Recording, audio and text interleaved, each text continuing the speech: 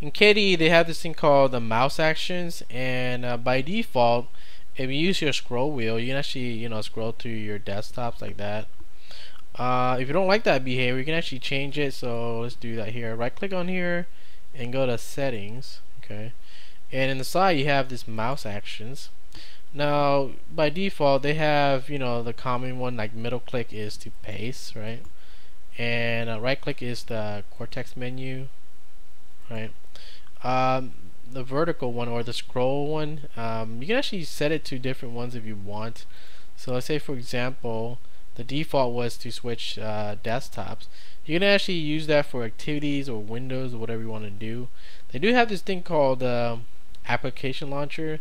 So if you ever use like was that damn small Linux, or I think even in damn small Linux, and maybe in XFCE they have this.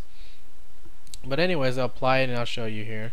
So if I do the scrolly thing here on the desktop, you see that my menus now, okay, I can use everything that I've installed in here, access it really quick. So that's the application launcher. As far as the standard menu, now the standard menu is this, right? And you can see that they have run activities, unlock widgets or whatever.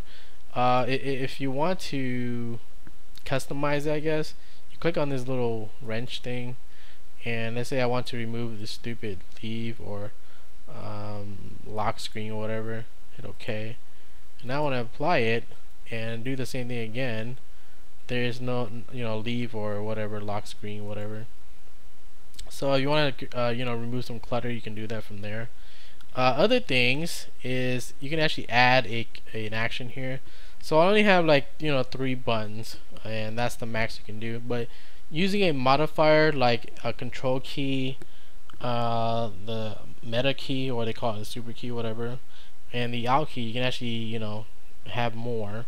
So let me give you an example. So I add one here and hold control for my modifier, and then use the button for my mouse. So let's say I want left button, and there you go, you have a new option, and then you can do some other things with this if you want to.